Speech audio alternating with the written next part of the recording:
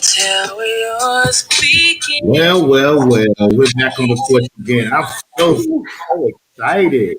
Yo, you came in all seductive today. For y'all tonight. I am super excited. Before we get started, I want to give a big shout out to my mom. I want to tell her happy birthday. She is 87 on today, and she gets around and moves around like she's 69, 70, 72 years of age. She's an old school AKA. She's been an AKA since like what, 1955? It's a lot of years, man. It's a lot of years in. Big shout out to CFB for Life. They're giving away free smoothies for anybody that comes in with their COVID card showing that they've gotten at least the first COVID shot. So big ups to them. They're over on 312 South Driver Street here in Durham, CFB for Life. Shout out to The Nest. They were our business spotlight last week. They're right there, 310 South Driver Street, right beside CFB for Life. Y'all make sure you keep supporting these black businesses. Patronize. Use your money. Let's keep our money within our community. Our dollars don't circulate enough, and they're usually gone in the blink of an eye. We are the largest largest population of consumers. So it doesn't make sense for us to not have more economic power within our own community. What else do I have for you guys? Oh, I got the COVID shot today. Got my first shot. Got that Pfizer.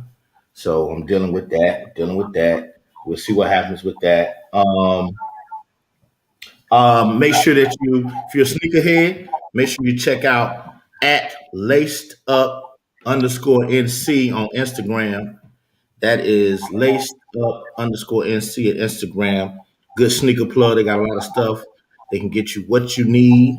What else do I have? That's about it. So that's it. So without further ado, we're gonna get into our show tonight.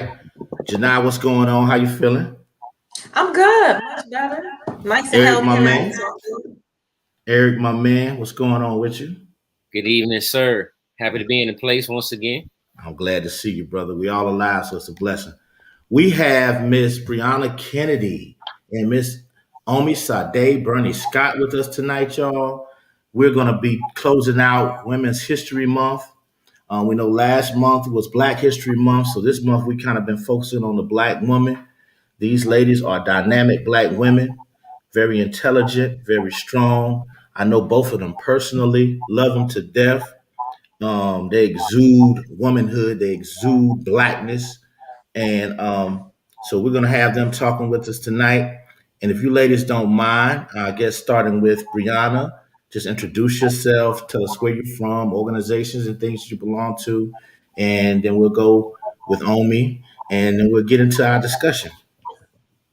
Hey, thank you again for inviting me to the front porch. Sad to say I'm sitting on my couch, but it is what it is. Brianna Kennedy, and I like to introduce myself as Zion's mom, Brian's wife, and God's child.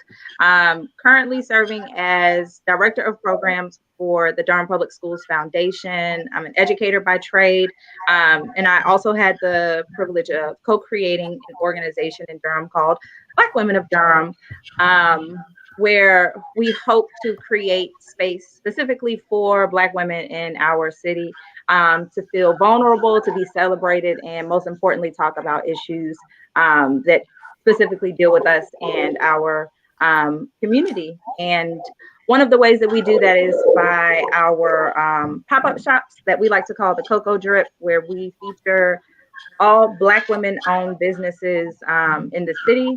And we have our third event coming up, or excuse me, our fifth event for the month of March coming up on this Saturday to close out our Coco Drip road trip. Hope to see you there. Forest Hills Event Field from 11 to 3. Come, stop by. It's a grab and go sort of event, but at it, you can support over 30 Black women-owned businesses from right here in Durham. Oh, that's dope. That's dope. I like that. Omi, it's on you. Yeah. So good evening, everybody. My name is Omisade Burney Scott. You can call me Omi if Omisade feels challenging because it's a lot. There's a meaning to it, but it's not always easy to pronounce. I think the way I would want to introduce myself is first for people to be clear that I'm a 7th generation North Carolinian. So on my mother and my father's side, we can trace our ancestry back 7 generations. I'm originally from New Bern, so from Craven County. So anybody watching from the 252, Eastern North Carolina, shout out.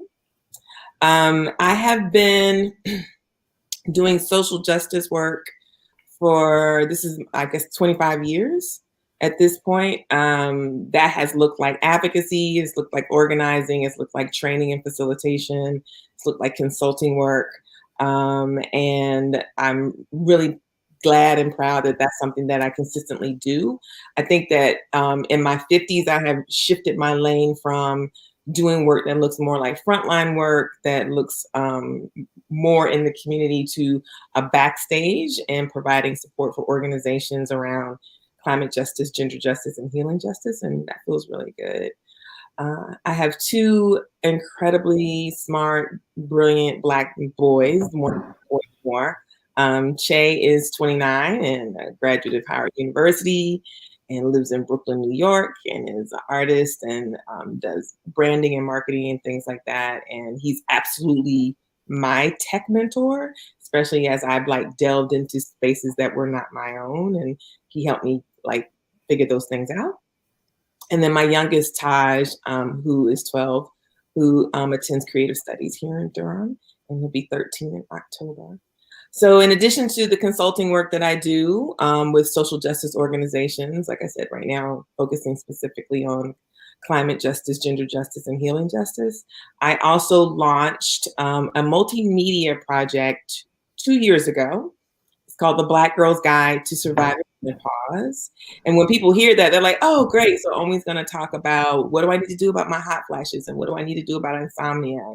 What do I need to do about these weight fluctuations or brain fog? Because all of these things, which are actually called vasomotor symptoms, are real things. They're not fictitious. They're not something you're making up in your mind. But I'm not a medical professional or a public health professional. So the Black Girls Guide to Surviving Menopause really focuses in on storytelling. We have a podcast. We're in season 3 of our podcast. We just launched episode 1 today. So folks can check it out. You just go to www.blackgirlsguidetosurvivingmenopause.com, click listen, and you can check out this new season. We also do intergenerational gatherings because we do think the conversation about bodily autonomy, about intimacy, about pleasure, about health, about grief, about rage, all the things you experience as you get older inside of a Black body, whether you're a Black woman or a Black femme or someone who's non-binary, like we all are going to age. So we deliberately had these intergenerational conversations. We had them in person first, like we were able to do one in DC. We did 2 here in North Carolina. We did one in Kenya at a conference, and that was great. But then last year, like everybody else, we were trying to figure out like how to like navigate in a virtual world. So we did 2 events last year, virtually online. We had over 500 women participate. It was fantastic. I don't know if that's going to happen this year, but we'll see. And then the third thing that we do is we have a zine. This is my first venture into publishing, and it's called the Messages from the Menopausal Multiverse. So if you're into speculative fiction or sci-fi, then you might dig it because it's really about messages from different entities from different multiverses, bringing Black people messages of inspiration and hope and grounding. And we're going to do another one in the fall, and that one will be called The Motherboard. So that's, kind of what I'm up to. I'll be 54 next month. Yes. Good deal. Good deal. 54. Make 54 look lovely. Thank you. That's Black don't crack. No. And one thing. It can. One thing that I forgot to mention, I am a proud member of Alpha Kappa Alpha Sorority Incorporated. And it feels so good to be sitting. Oh, hold on, let me do it the right way. we got the AKAs in the house. The pretty girls. Pretty girls. That too. I was like, well, the bros love the AKAs, so there is no doubt about that. Most definitely. So, now that you've told us who you are, we're gonna get into these conversations. My first question is, what do you think it is about the black woman that makes her such a strong individual? I say it all the time, and Eric says this as well. We've been saying it since we've been doing this show that the black woman is the backbone of our existence, and we all know that there would be no human beings without a black woman creating life. So, what is it about the black woman that just makes her so special, so strong, so loving, so caring, all at the same time? I want to say something really quickly, and I feel like this is important to say. All right. No, because what you said was very affirming, and is and there are things about that being out in the world that makes it hard for Black women sometimes to be vulnerable around when they don't feel strong. Gotcha. I think that who we are, as evidenced by the five of us on this platform this evening, we came through someone who was able to exist inside of a world that tells her there's something wrong with her. The way she's made, who she is, who her people are, what her history is problematic. And still, the five of us are evidence of a disbelief in that thing because we're here. So I know that I come through a really powerful through line of Black women in my family. And I respect them and I love them. And I'm honored that they're my ancestors, that I'm their descendant, that I can call their names and that I have an altar in my home where I spend time with my ancestors and really want to know more about who they are. And I also don't want to replicate some of the things they felt like they had to do to be strong, which was not take care of themselves, was not to voice when they were tired, and was not to always be supported fully by the people who look like them, who say love them. So it's nuanced, Joe Big. I think it's important for us to center Black women, to love Black women, to support Black women, but we are human in the most perfectly imperfect way. And our full personhood has to be seen, or we'll keep replicating what I feel like are some unhealthy practices that lean on our strength and don't allow us to rest. And I'm not interested in doing that.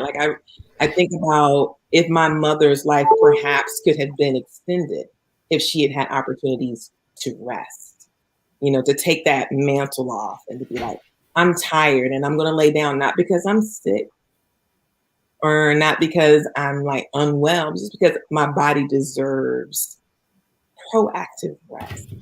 Well, I can understand that. That's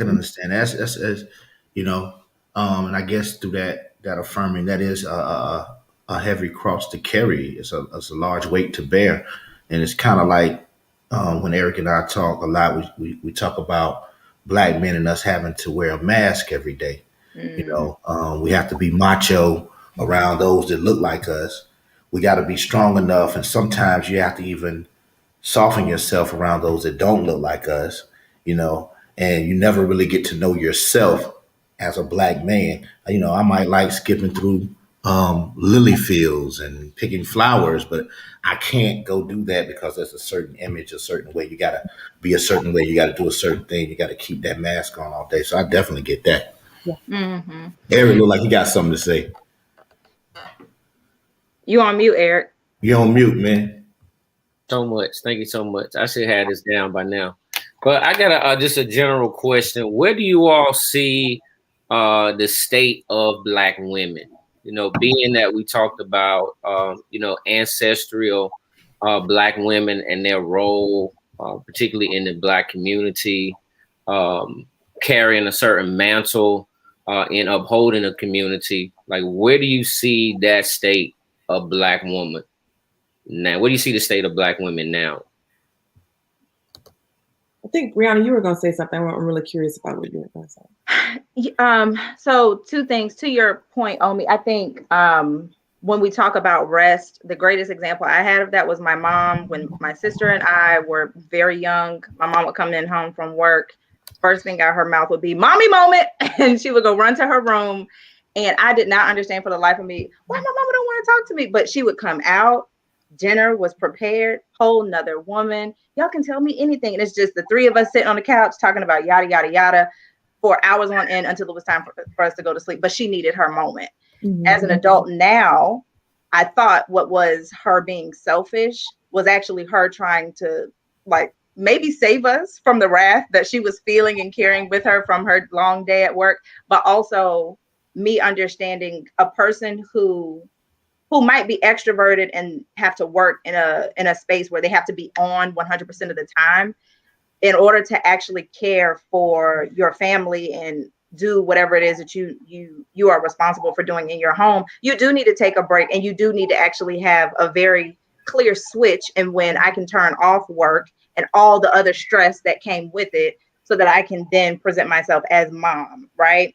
So that's what I wanted to say, especially to the point about strong. I think strong is something that I can be, but my husband is, and even my family, they're very knowledgeable that strong Brianna, that is an adjective. That is not who Brianna has to be. She does not have to carry all of these things with her. She can be strong. She can stand up for, she can, be an advocate, yada, yada.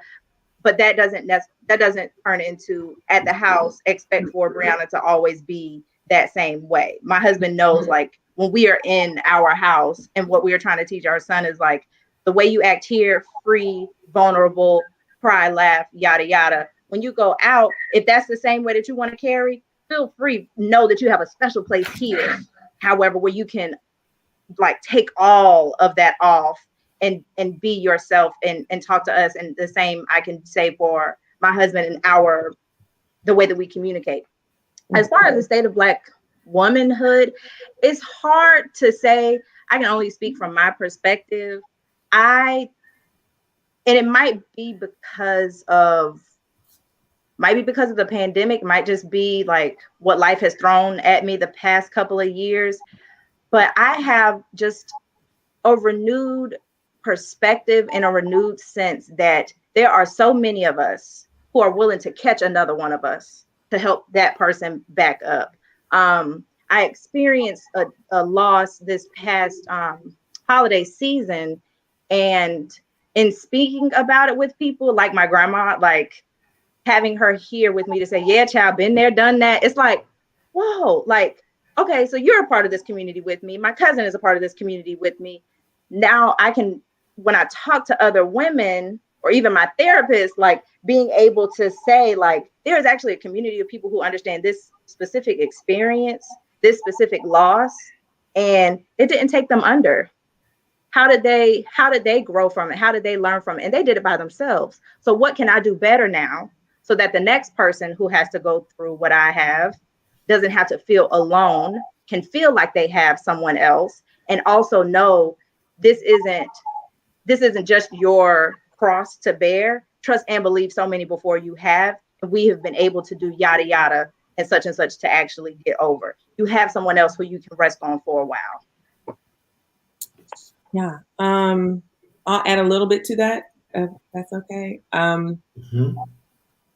I think the state of Black women, and I appreciate what Brianna said, so I can speak for myself and also can speak for like what I see happening in the world, like what I might be observing. So what I'm observing is that Black women, all Black women, whether you're a born Black woman or you identify as a Black woman, all deserve to be protected. And I think that there are so many ways in which Black women are showing up in the political arena, in the social justice arena, in entertainment, in education, in academia, in our neighborhoods. You know, for the aunties that live on the block who make sure that the babies are okay, right? Who know all of the kids and take care of all the kids. Like, whether it's in our hoods or it's wherever in Washington, D.C., what you see is Black women standing up.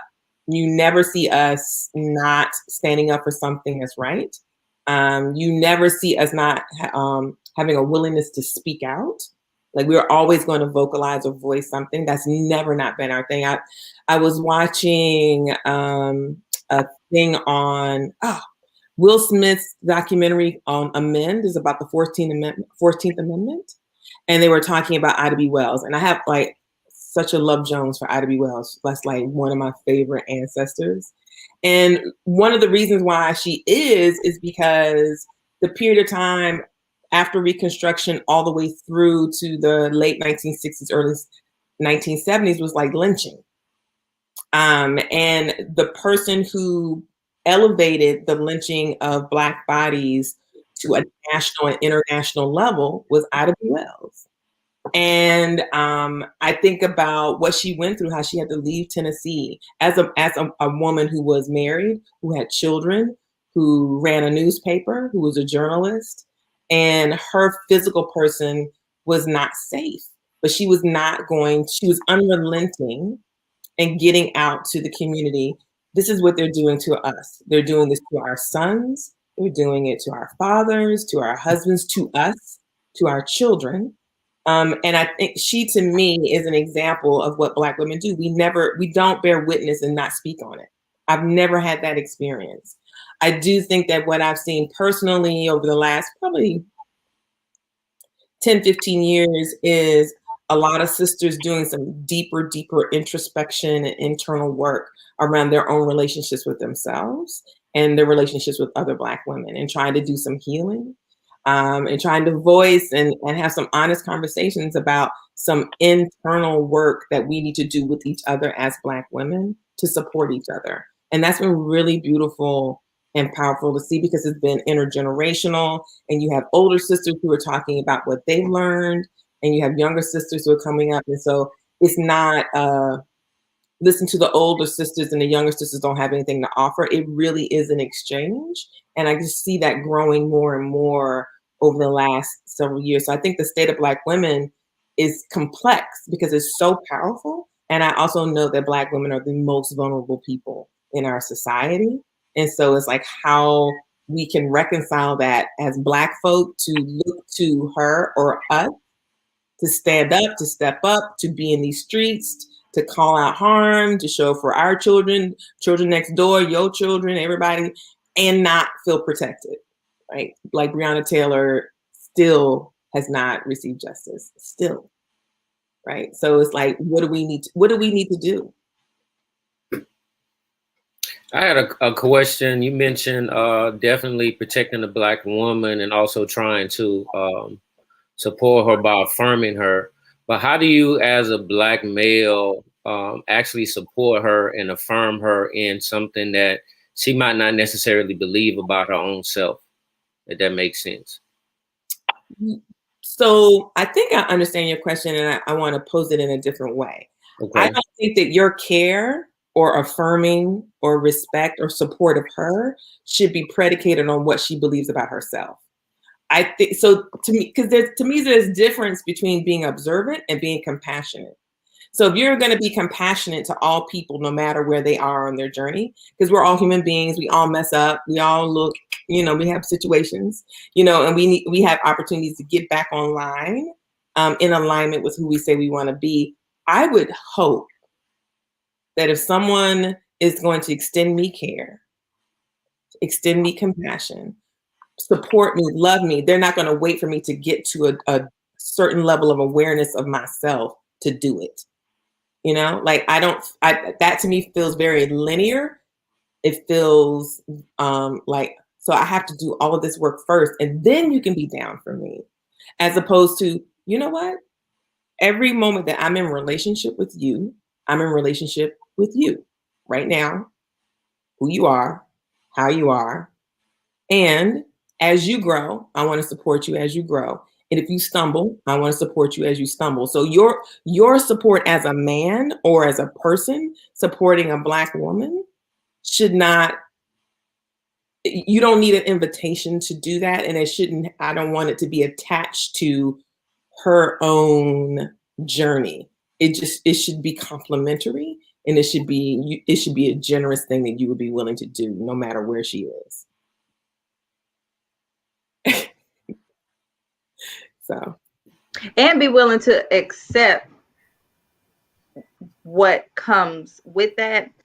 The question and your response just kind of made me think about how sometimes if we flip that and we have like Black women wanting to be ride or dies for men or people who they see potential in. And a part of me, like sometimes when I hear those stories, and it could be because, like, I'm sure it's because I'm removed from dating and have been removed from dating for a long time. But something in me is like, well, why I gotta wait for you to get to your level of understanding of yourself, while in the meantime, the math ain't mathing on maybe how you see yourself turns into the way that you treat me as your partner. Mm-hmm. So a part of me is like, as soon as I see the red flag, I should leave, and I should be encouraging my friends to leave. But that also doesn't give people the benefit of a doubt that they need actually while they are growing. Sometimes the most compassionate thing you can do is set boundaries. So please don't.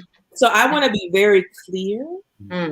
Being compassionate towards somebody is not being someone's doormat or being used or not being truthful.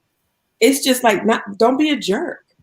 Be a decent person. Be engaged with them. Ask them questions. And also be clear about sometimes being compassionate towards that person is setting a boundary with that person, especially if you're in a relationship or a friendship or have a family member who has a lot of deep work they got to do. Right? So you know it, they know it. This is not surprising. This is not someone be like, what? They got a lot of work to do. I didn't know that. That's not true. You know that. Everybody knows it. Yeah. But what you extending compassion is like, you can still be a decent person to them. Yeah. Right? You can still be like, you good? That don't mean you go down a path that you know you could go. Be like, you good?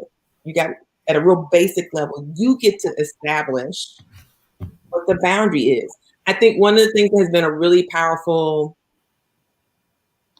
realization for me in my 50s, right, is that I might not be the right person for that person, whether it's a friend, a lover, a classmate, a family member. I might not be the right person to assist them in getting where they want to go. That might not be my role. And so then I need to be clear, well, then what is your role, homie?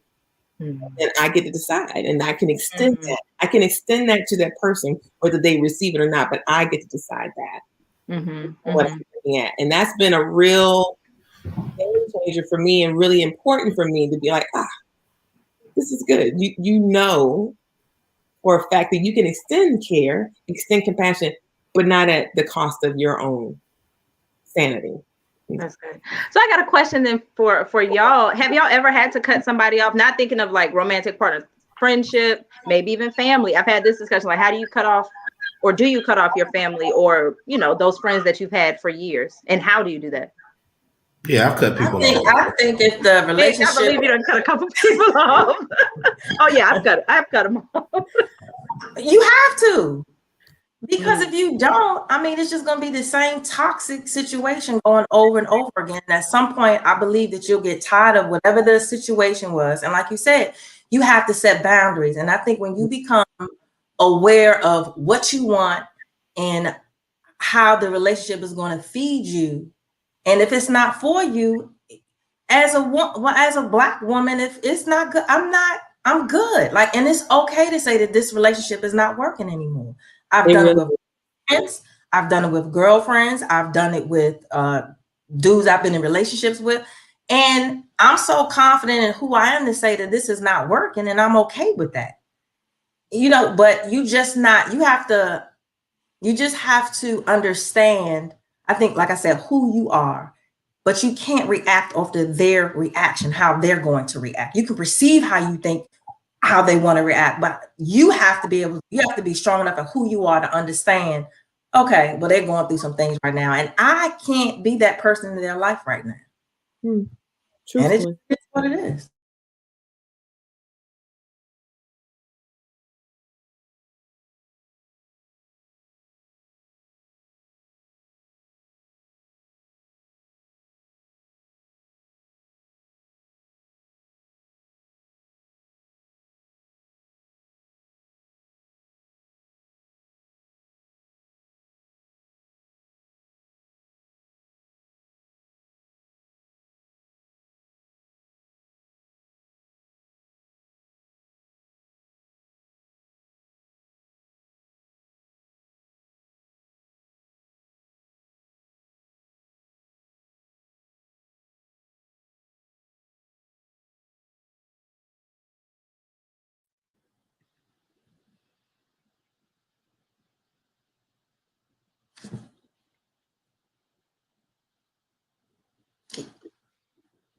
Did everybody leave?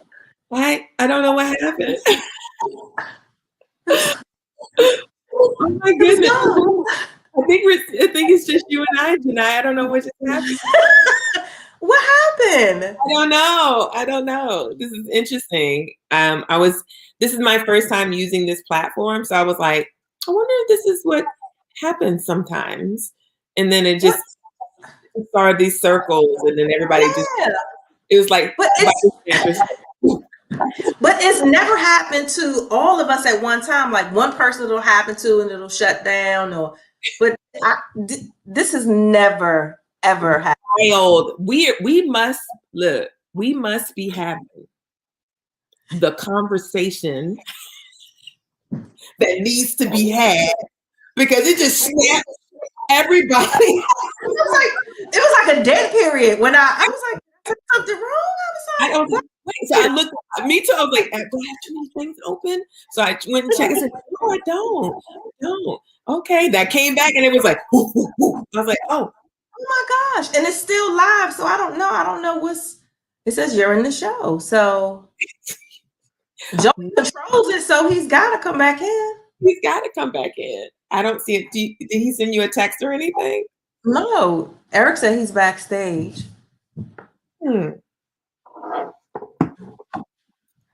Oh, Brianna, I can't see you.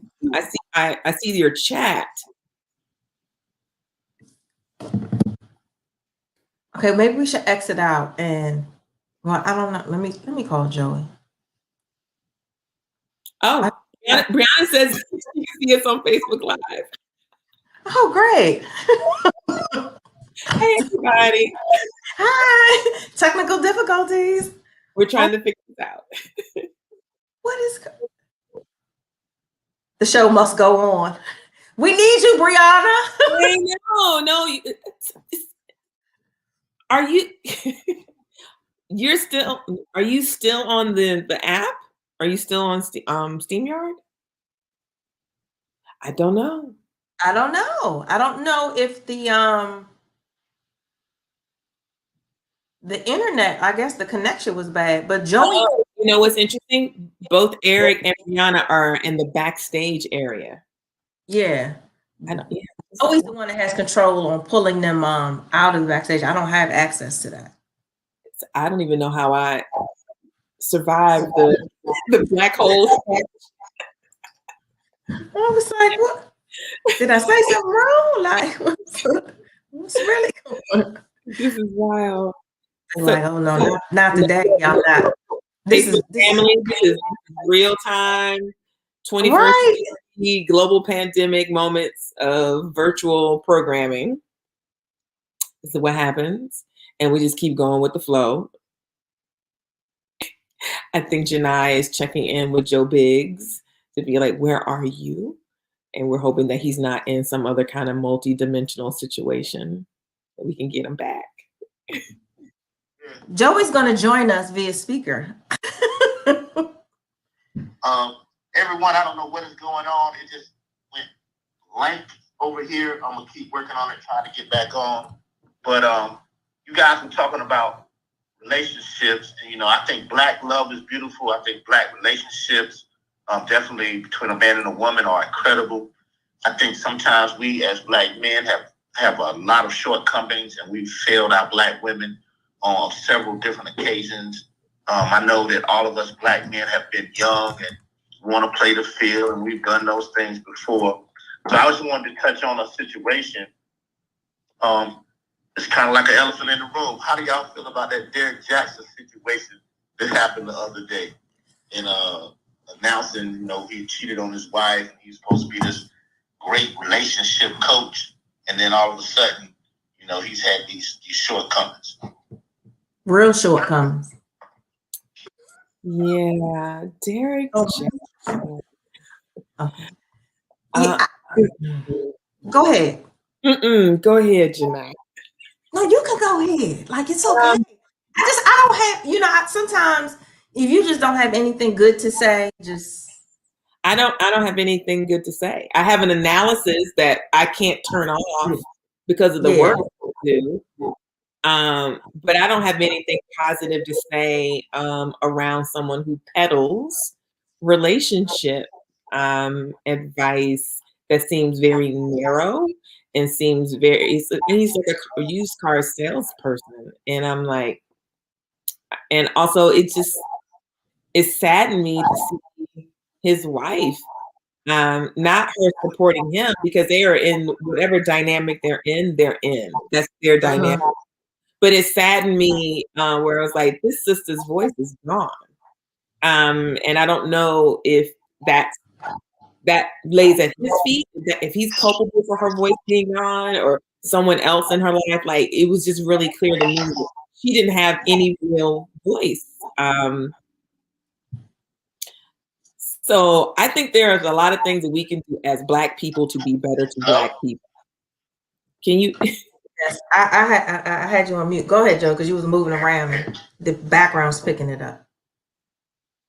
I just muted myself. I'm sorry. Okay. Go ahead. I don't even know what I'm saying, Janai. You were saying that you were talking about Derek Jackson and the space that they were in, and whatever space that they're in anyway. For me, it kind of, like, I don't understand why. I mean, it's not a big deal, but the way his wife presented herself during the interview, to me, she just looked totally uncomfortable. That's just me. She looked uncomfortable. Body language, her emotionless. The way he was holding her hand so tight, I was like, is he abusive? Like, what's up in this situation? That's the first thing I thought. Why does she look like that? Is she scared? And also, is this a toxic dynamic that we are just getting to bear witness to, that they already have inside of their relationship, and now we're seeing it because of whatever actions he's participated in? I'm not one for relationship guru. I'm really not.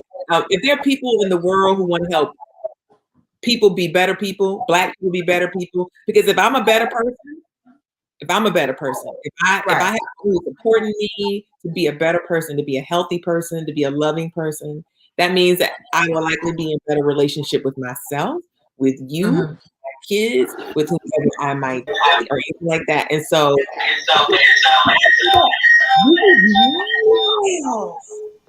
everybody's back. Hey, y'all. Yeah, it was like magic. We fell out together, we came back together. That's that Blackness sticking together. It looked like we got snatched into a black hole, didn't it, Janai? Yes. And it was like a loop, and then all of a sudden it was like whoop, whoop, whoop. Like that was. Everybody who stayed on and kept watching, we appreciate you. Please stick with us. We thank Omi and Janai for holding it down. So we got erased. I am checking myself to make sure no aliens or something. Oh my gosh. I don't know. That has never happened before. Crazy. It just went black. I was trying to tell Brianna that Michael Fugel was saying, "Hey, we miss you, Miss Kennedy," and then it just went out. I'm gonna blame it on the white guy. I'm gonna blame it on the white guy. It was a white guy. Sales, blame Mr. Whitman. Yes, I'm gonna blame it on him. He damaged us. Zaria, if y'all don't know, when y'all left, I was on the phone and they were kind of talking about that Derek Jackson situation. So wow. There is a Derek Jackson situation. This is a guy who's a grifter who peddles relationship knowledge or wisdom. Buy my book, come to my thing, and has not been faithful to whatever oath he's taken.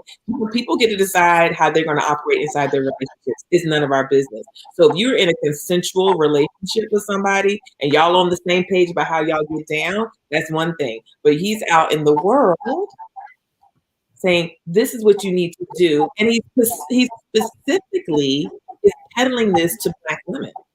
He's saying, Black women, I know you're lonely. Good man. What you need to do is give me $50 and buy my book. and I'm gonna tell you how to find a good man. So it's predatory. He feels like very much like he's a predator, like seeking out sisters who have low self-esteem, who've had relationship difficulties, or whatever the case may be. Somebody said, "Can y'all stop talking about it?" Yeah, Monica. Yes, we can. I'm Yeah. sorry. No, but I want to say this. Oh, I not. want to say the reason why we don't need to stop talking about the Derek Jacksons of the world is so that another one does not come about. I don't want any other person. Near one.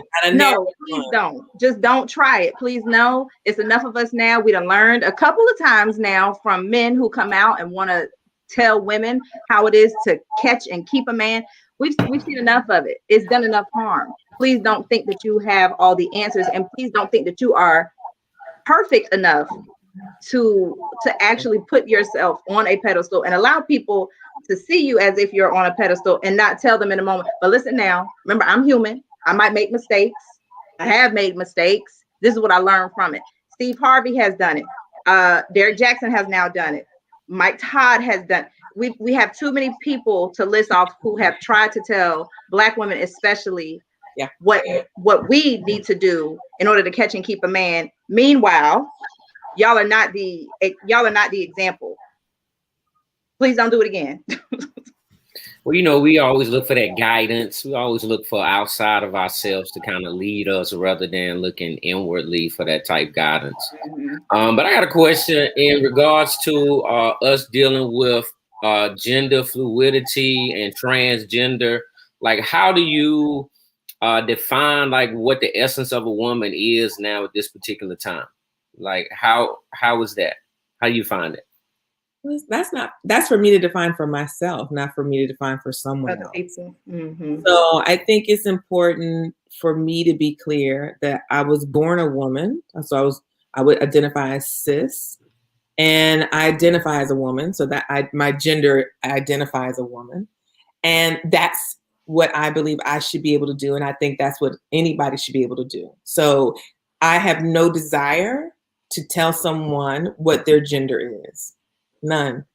I want a person to not only be able to express themselves with their gender or gender fluidity, I also want that person to be safe. I don't want, we have way too many people who are being murdered in this country who identify as trans women, Black trans women who are murdered, who are like repeatedly like on the tail end of violent acts. And I think it's important for us to be clear, like if this is not something you feel comfortable with, if this is not something that you really understand or can wrap your mind around, then that's not something for you to engage in or to necessarily try to figure out. Mm-hmm. But if you are in relationship with folk in your family, you have friends, there are people that you care about, then I think it's important for you to start to figure out how you can better understand those people that you're in relationships with and how they identify themselves, and to respect that. And people, I think for us in the Black community, because we have a lot of different narratives and a lot of different experiences and a lot of different history around the LGBTQ community, and we don't know how to interact. We don't know what to do. People have their own stereotypes and fears and confusion and concern. So we all can learn. We all can learn something. And it's up to you, like how you're going to be in relationship with folk once you learn something. Your name is Eric, right? Yes. So if I saw you every day and you were like, "What's up, Omi?" I'd be like, "What's up, Eric?" And then next day I was just like, "What's up, Tom?" And you'd be like, "It's Eric." I'm like, "Right. All right, see you later, Tom." You're like, "Okay." Then you see me next week and you're like, "Hey, Omi." I'm like, "Hey, Tom." You're like, we got a problem. Eric. Right? Like my mama named me Eric. I go by Eric. I introduce myself as Eric. Eric, this is who I am. I'm Eric. If I consistently disregard who you are, who you tell me you are, who you tell me, not somebody else down the street. You said, "My name is Eric." So then you know what it behooves me to do, whether I think you look like an Eric or not, is to call you Eric. You deserve that respect. You have that autonomy. You have that agency to define for yourself what you want to be called, and you get to tell people what you want to be called. And so to me, that's a very basic kind of level, or as far as gender is concerned. If someone tells you what they want to be called, believe them. And what does that then develop for you, a deeper understanding or analysis or relationship? No, that's on you as well. You get to decide like what you want to know about that, how you feel about that, where you need to grow or learn, or where that's too much. Like that's all an opportunity for you to figure out. But what I'm not going to do is disrespect someone who says to me they identify a certain way just because that's not how I would identify them. That's not my job to identify you. That's your birthright to identify yourself. How do you feel about? So we're talking about the expansion of the definition of what a woman is. Then is that what we're talking about? Gender identity and people having the autonomy to identify however they choose. I know that this is not what everybody believes, and I know that this is particularly sticky for the Black community, but I don't think it's useful for us to not necessarily extend to someone who says, this is how I identify, and you say that that's not how I see you. Well, it's not my right to tell you who you are or what you call yourself. That's not my right. I actually am not trying to take anybody's right away from identifying with whatever they choose. My question is more so in how you classify a thing. And maybe this is the scientist and me coming out, but like things are placed into categories based on characteristics, factors, principles, on things like that. And based on shared characteristics, shared principles, I can create certain groups. So my question was more so like, you're thinking about constructs. You're talking about constructs, right? Yes. Constructs are made by whom? Man. The individual who is actually putting forth the definition. So no, keep going. Yeah, so that's my question. My question is, what is the construct that now fits what a woman is? Or are we saying that there's no more of those categories anymore? No, I think what we are realizing is an awakening of a lot of people, especially in the Black community, that those constructs that we held so dear to us and also used to oppress other people, it's no more for that. It is time out for that. There's a Black trans woman who has a reality show on TV now. We cannot continue to think so compartmentally about people and their lives. It has literally cost us other people's lives, people's legacies, people's families because of those constructs. To what end do we want to define me, a person, a mere mortal? To what end do I want to define what a woman or a man is? If not to only then say who is not and who cannot be. You know what I mean? So I understand wanting to be able to group people. We have Black trans women. That's the group. Are they a part of the sisterhood that I want to be a part of and am a part of? Absolutely. They are welcome here, right? If I'm going to now say, oh, well, you don't meet my list of 10 things that a woman are, so you can't possibly be a part. That's me being exclusionary. And I also just made that up arbitrarily. And I think that's what I was trying to get to around what things are made up. So Eric, you said you're a scientist, right? Do you like Bill Nye the Science Guy? I'm familiar with Bill Nye. I like Bill Nye. There are two scientists that I really love. I like Neil deGrasse Tyson. He's my boyfriend. He doesn't know he's my boyfriend, but he is my boyfriend because he's brilliant. And he's also, he's an astrophysicist. So we're going to talk about black holes and all kinds of things. And Bill Nye the Science Guy. And the reason why I like Bill Nye the Science Guy is because he's an educator. And he's an educator. Shout out to the educators shout out. Because educators can help make sense of things that are confusing.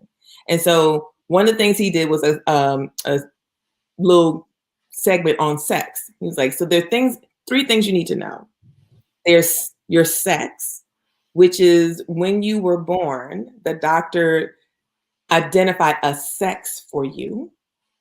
There is gender, which is how you identify, right? And then there's sexual expression, which is what you derive pleasure from and what also can drive your relationships. These are three different things, right? So there are some folk, I'll use myself as an example. My sex is woman, my gender is woman, and my sexual expression is heterosexual.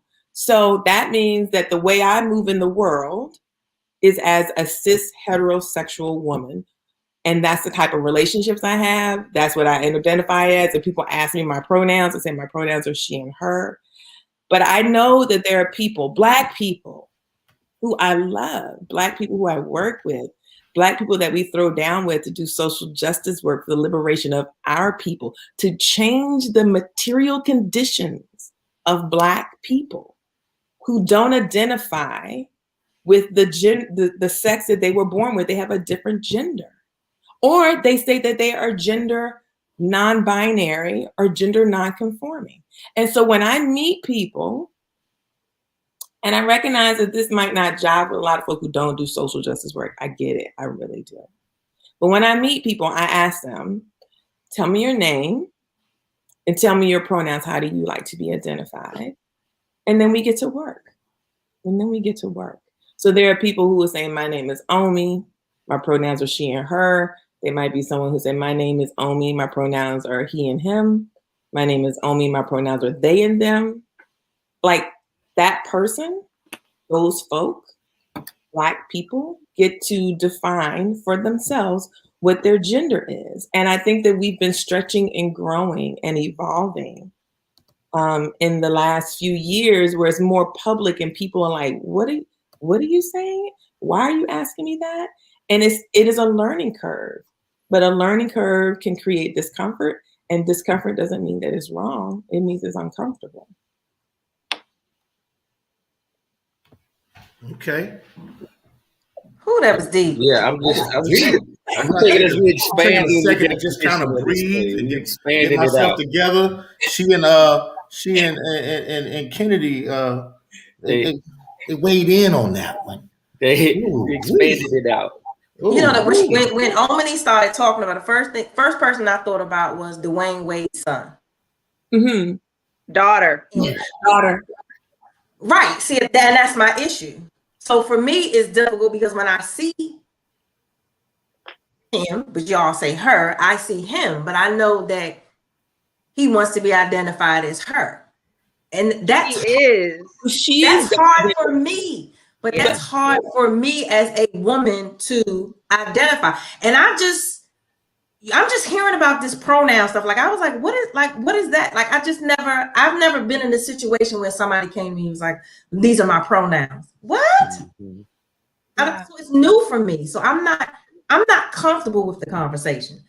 I'm not against gays or the LGBT, but I'm just like, what? I don't I would say I was totally confused too. I'm sorry. I will say that I was totally confused too. We had a deep conversation here in my house about it. My son growing up in a different era and my daughter growing up in a different era. So that's kind of commonplace for them.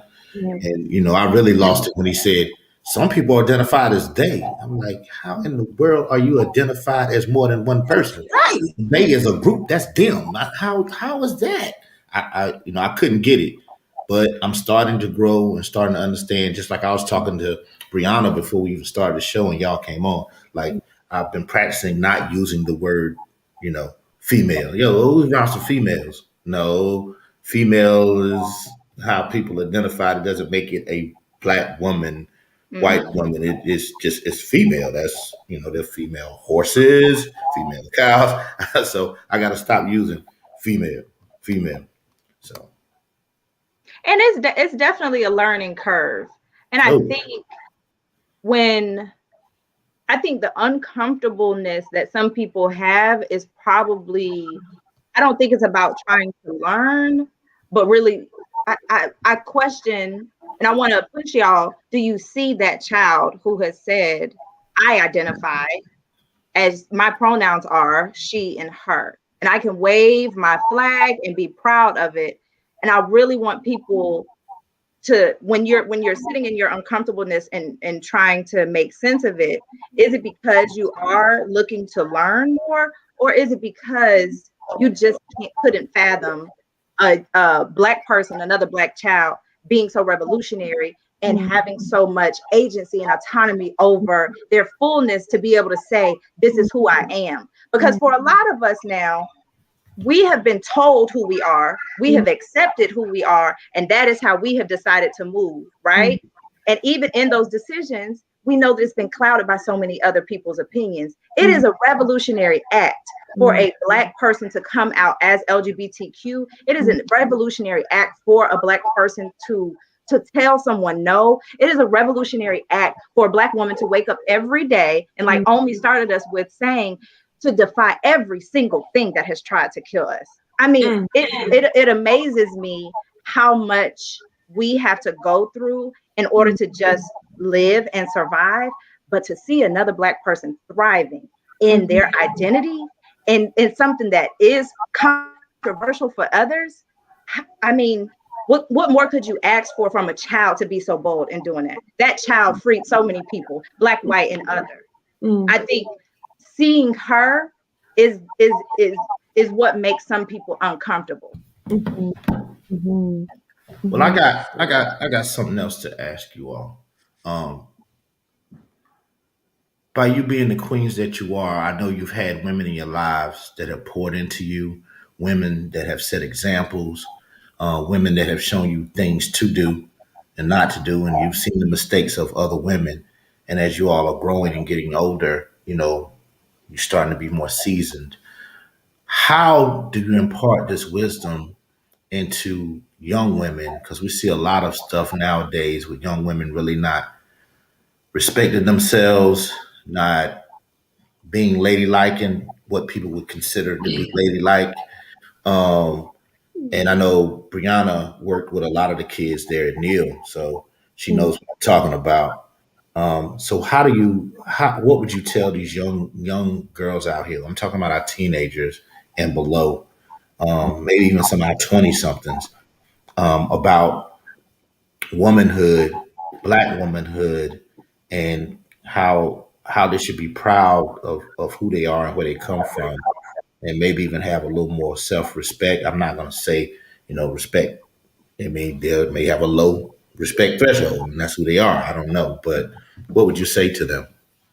What can you help me understand what self-respect? What do you mean by self-respect? When I say self-respect, a lot of these girls conduct themselves or carry themselves in doing things that may be seen as inappropriate. I'm not trying to get too raw, and I'm not trying to be too judgmental, because a lot of behaviors that we see are learned behaviors and come from either sometimes trauma and things of that sort.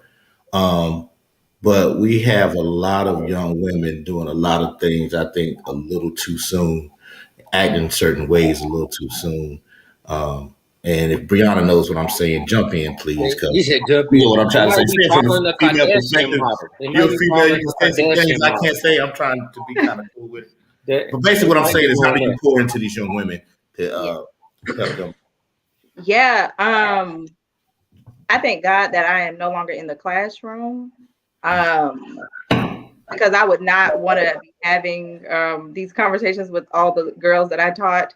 But I will say, while I was there teaching, the best advice that I could possibly give, especially to a young Black girl, is be free. But no, when you decide to take your freedom publicly, just like Derrick Jackson, be prepared for there to be some backlash. Be prepared for people to not see your expression of freedom as just that. Be prepared for people to judge that. The second thing that I would like for our young girls to know and understand, whatever choices you make, I hope that you are in a space where you are making them out of your own free will and not because you are looking to gain something else from it. When you shine your light, do it so that someone else can feel seen, someone else can feel validation from it, but also know that you might go through something that you want to hold, to yourself, but find a community that you can actually talk about those, be it traumatic things with. I don't think anybody should have to walk this world alone. And I think sometimes our kids, they use social media, especially as a way to just like vent and let it out. But I can sit here, even as a 31-year-old, like I've grown up with social media starting in high school. It's not like literally, I'm not new to this. I never wanted social media to be my diary. And for me, the way that I was able to kind of like discharge some of my anxiety or issues that I was facing, I wasn't going to act out. No, I was going to cry for a little bit. You know what I mean? That was me. And I still do it now. I will give me my 5 minutes to myself to cry. Then everything will be all peaches and cream. For some of our kids, they are acting out of that in the trends that they see and wanting to replicate some of the things that they see adults doing. But adults, we don't come with disclaimers all the time. Like you might get a parental advisory on a CD, but YouTube doesn't have all of that. You know what I mean? So for our kids, like be free, shine your light, but please know that there will be other people who are watching if you decide to display it publicly. I think, why are you laughing, Joe? Because I just saw you kind of, okay, how am I going to frame this? I'm trying to be thoughtful. Okay. So don't laugh at me. I'm trying to be I won't. I love you. Okay. I love you back. So I have 2 sons. I don't have daughters, but I grew up with 16 first cousins who are women.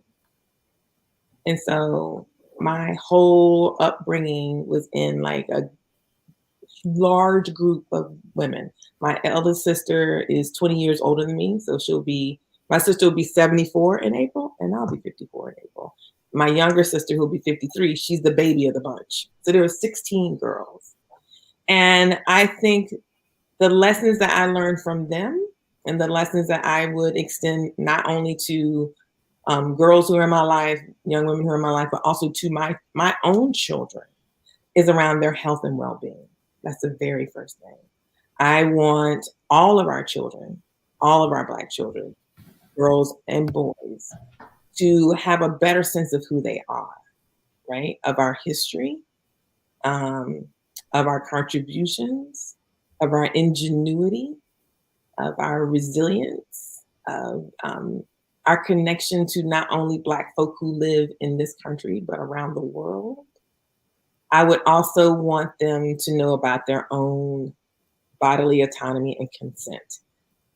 When my youngest child was 8, it'll be 13, we had our first sex conversation. Because he was like, I know I came out of your body. I've seen these pictures. I was in there. I know it. I see the pictures. I'm not clear on how I got there. And I was like, let's have the conversation. So we had the physiological conversation around sperm and egg and all those things. And also we talked a little bit about how the sperm got into my womb. He was like, I don't think I ever want to do anything like that. I was like, you may not. However, this is the physiological aspect. Now let's talk about intimacy and let's talk about consent. And the thing I wanted to say to Taj, which is the same thing I said to his brother, which is the same thing I would say to young girls who are in middle school, high school, or whatever, is that this is your body, right? It's not mommy's body. It's not daddy's body. So the first thing I want for your body is for your body to be safe. Safe from harm, safe from unwanted touch, safe from trauma, right? So let's talk about how to keep your body safe. So first conversation we have is about consent.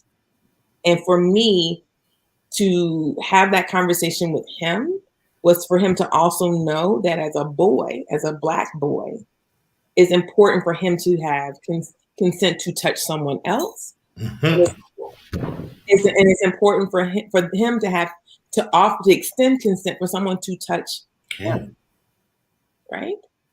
So that's the first conversation we had. And then we had a conversation about intimacy. And we talked about what intimacy is. I said intimacy is not everybody who has sex has experienced intimacy. Not everybody who's had sex knows what intimacy is. I said intimacy is not always a sexual thing.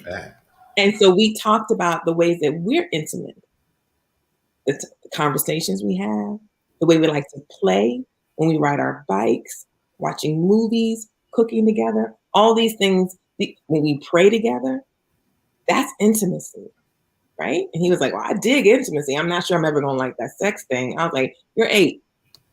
It remains to be seen. We shall see. So for these young sisters who are out here in the world, the first thing I want for them is to be safe. That's right. Well, I think that intimacy can be conflated with sexuality. And I think that people can experience deep intimacy with sexuality, but I don't think that they are one and the same. And I think that people get them confused quite often. The first thing I would want for these young sisters is for them to be safe and for them to know that their bodies belong to them first. And that whatever decisions they make around how they want to move in the world, how they want to show up in the world, who they're in relationship with, that's their body. And you get to decide. You get to decide. And you also need to understand what consent is. And it's in any relationship. It's important for you to understand what consent is. I think that I would definitely be clear in the conversation we're having this evening that Black folk are not a monolith. Mm-hmm. We're just not. We all come from different backgrounds, different experiences, different regions, different upbringings. And so the conversations that we would have with Black girls is going to look different based on how we see the world and what we value. Mm-hmm. So how I see the world and what I value is going to look different from what Janai or Eric or Brianna or even you, Joe, but at the real basic level, I would hope that all of our girls, no matter how they show up, no matter what they wear, no matter what they say, are safe. And that they are engaging in relationships, behaviors, or activities that is consensual. And that they understand consent. That's what I would want for the girl. Well, y'all hit where I was trying to go with it, right on the head, because Brianna knows that I was very protective over the young women in the school. I'm very protective over them. I always tell my young men that you're not going to disrespect my girls. You're not going to call them out of their names, so on and so forth. You're not going to touch unwantedly. That's just not going to happen. Mr. Biggs is just not going to stand for that. But I also ask my young ladies, please conduct yourselves in a way that doesn't make them want to call you out of your name and do things of that sort. And please do not offend them by, doing things to them that degrades them as young men. And then we all sit down and we talk about life and the things they may go through, and how the guys, gonna have to hit a stage where they start to mature or never mature, because there's some of us that are 52, 53 and we never change. So we have those type discussions. Why you laughing, Bree? I'm mature. There's just a whole lot of dudes out there that are not. Since we're coming up towards 7:30, I want to ask one last thing, I guess. As Black women, what is it that you want Black men to know about you all or about the Black woman? I'm gonna take a line from Whitney Houston. My name is not Susan. I think what Omi had just said about us Black people and Black women not being a monolith. Please don't hold me to your mom, the standard that they might have set. Susan, the other chick you might have been with before me. Like, I think if you see me and you're seeing me, understand that this is what you are going to get, and you can be down for the ride if you so choose. Otherwise, I'll drop you off at the next stop. One thing that my husband had said the other night is, like, sometimes when I'm out in the world, like, I'm very like direct, assertive, got to get things done, and also confident. When I come home, I like to take all of that off he has known that about me since we started dating, right? So for someone to have seen that when I was 19 and to still know that about me, and to continue to love and understand that sometimes Brianna don't make the switch when she gets off work and decides to call or talk to Brian any old kind of way. Like, to know that that person has still loved me and still puts me in proper alignment, and, you know, putting up that boundary to make sure I realize, oh girl, you didn't turn that off. I think that is the beauty of a relationship with me, with us. And I would hope that someone else is able to experience that, having a partner that puts up their own boundaries while respecting yours, and also finds time to tell you, like, hey, I noticed that you have not turned off your work self, and I would appreciate if you were to stop talking to me as if I was your student, or as if I was that coworker that gets on your nerves. Like, I appreciate that from my Black man. Okay. Well, can you tell me the question again? I was saying, as we start to close out, what is it as a Black woman that you would want Black men to know about Black women, or to know about you? I guess I would want Black men just to remember that we're all in this together, right? As a people, we're all in this together. If we are all going to be healthier, if we're all going to be liberated out of what we know are real, not good situations as it relates to racism and things like that, we have to stick together. We have to look out for each other. We have to believe each other. We have to show each other compassion. We have to respect each other. We need each other. We really do. And so I just would want to remind Black men, that's it. Our liberation is intertwined. Your liberation and my liberation are intertwined. There's no way for us to get to liberation as a people if we don't look out for each other. It's just not going to happen. Okay. Janai, you're a Black woman. Answer. I am. I would just say, just try to understand us. Just as much as we can be strong, we can be weak at times. We can be very vulnerable, and allow us in our vulnerable moments, be there for us. Don't turn your backs on us. You know, we have our good and our bad days. And like Omni said, we are in this together. And I think that's one thing that we have to work on as a people, not just relationships, but as a people as a whole.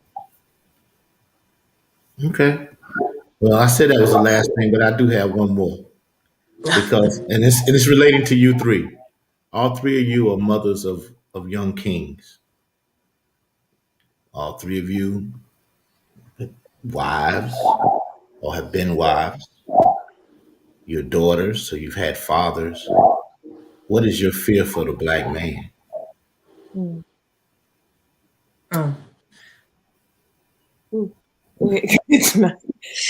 It almost takes your breath away. For me, it takes my breath away. And I can remember when Brandon first started driving, like my anxiety was on 1,000. And, you know, he's a nice looking kid. He speaks well. He was an athlete, a star athlete. And I just was like, oh my gosh, when he gets pulled over. So I always tell him, you know, you never know. And it's just, I always just think of it like, if he ever got pulled over, I said, you don't know who's pulling you over. So you have to be the person who you are. You have to speak well. You have to make eye contact. I don't care what type of move. You don't know who's pulling you over. So I just pray for my boys daily. Every day I get up, I just say a prayer to just take them and guide them and lead them through the day, and that they make it, you know, and that's crazy to say, but they're 23 and 20.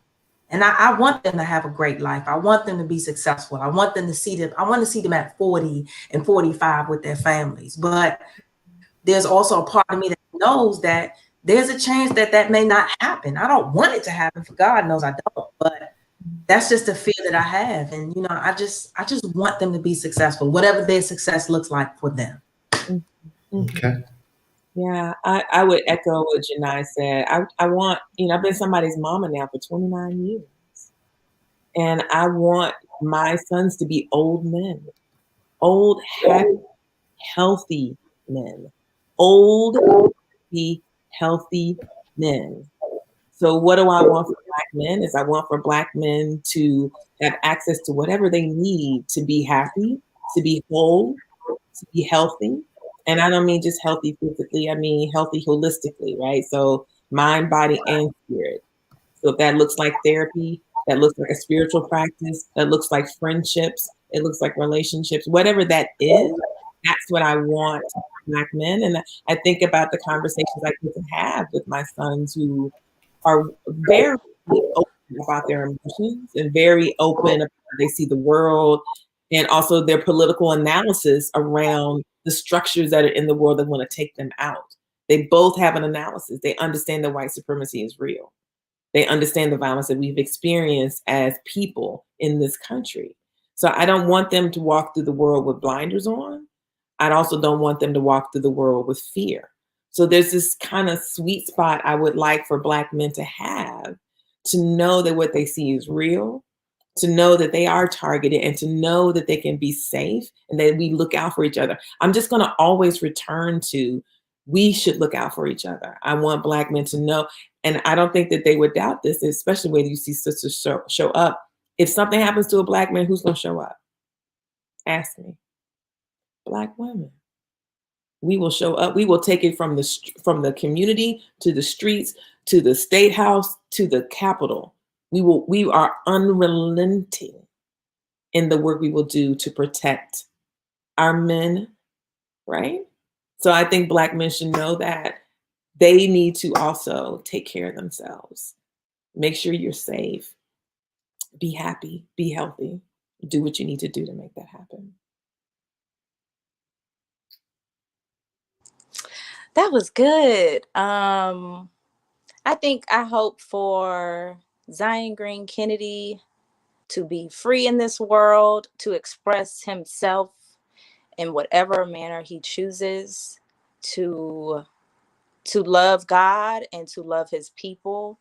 And I just hope that while I am being his mom, I don't ever betray the trust that he has in me and his dad, and that we are able to continue to shape this world so that he can live in it and be free. It feels really good to see a 4-year-old just out and enjoying life. And it breaks my heart sometimes to think about those kids who aren't able to do that, and the children that I pray will be able to, because of adults like us on this screen, making a way for them to be free. Okay. I like that. I like that. So, with that being said, ladies, I thank each of you for coming on tonight. And please excuse the technical difficulties. I think we had somebody that was trying to snatch us and take us away from here. y'all need to give a shout out to Janai, because Janai was like, I'm gonna hold this. It was like the rudder got crazy. She kept that steering wheel straight. I'm just gonna hang with Janai, and then Eric and Brianna were in the chat like, we in the back. We backstage. Come get us. So everybody was watching. Thank you for watching. These women are incredible. I love them to death. Oh, we got Miss Dr. B, Edie Marsh Bryant, saying enlightening and inspiring. Awesome, strong Black queens. Yes, Dr. B. Y'all go exactly. And you all won too. So I thank you again for watching us, and I thank these ladies for being with us. And we're gonna leave out with a little bit of Erykah Badu, and we'll see y'all next Thursday. All right.